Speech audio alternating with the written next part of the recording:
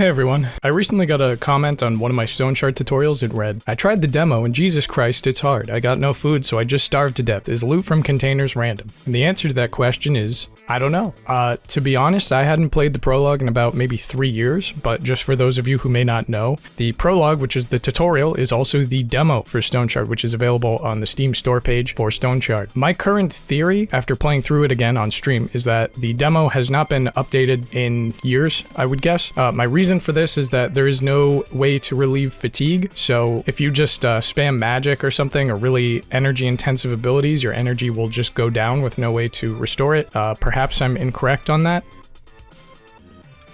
The fireproof rat, my old nemesis.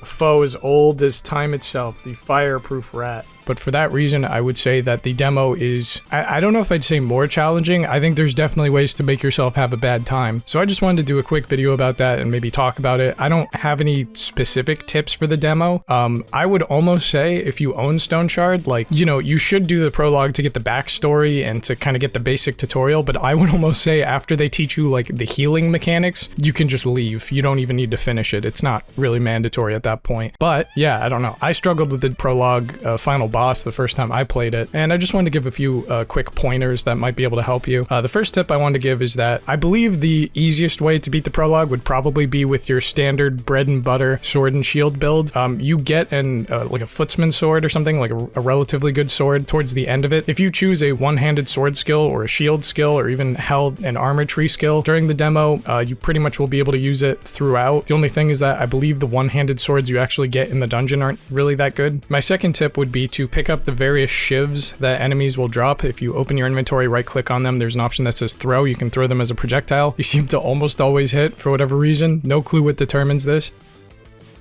This is from my famous book, Stoneshard Tactics.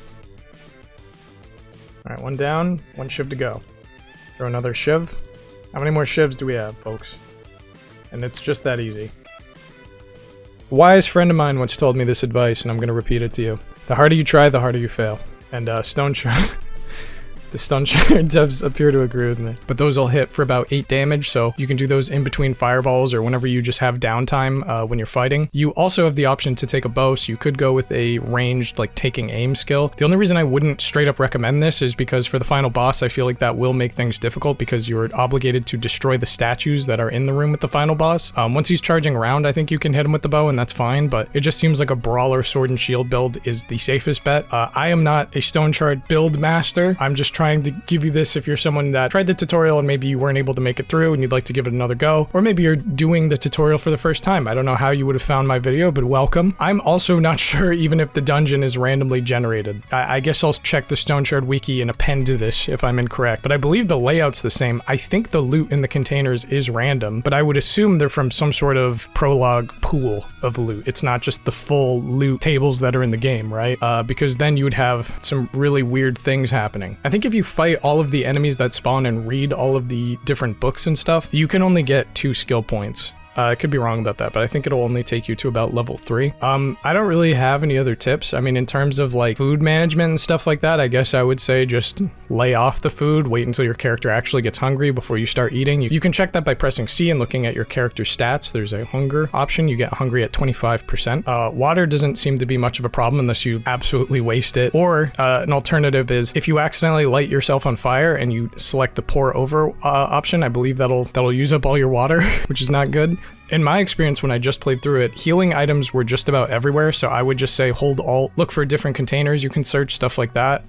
I didn't have any sort of problems where I'd need to eat to like aid in my healing. I could just heal with the healing salves without needing to do that. I'm sorry I don't have any more specific advice here. I mean, yeah, the boss fight, let's go to that, I guess. So the boss is going to spawn these weak-ass zombies that kind of run at you, sort of like the current final boss of the game. You're supposed to break these 2 statues to destroy his magic, and then he turns into a big bat. The zombies are laughably weak. You can usually fell them in 1 or 2 hits. Once you do that, he goes into big bat mode, and when he's in big bat mode, basically he's going to telegraph his attacks, and then once he does that, you go over and you hit him. And I was lucky enough that whenever I was within swiping range, he just sort of jumped away for whatever reason. Unlike the current final boss of the game, he doesn't seem to jump inside of your square.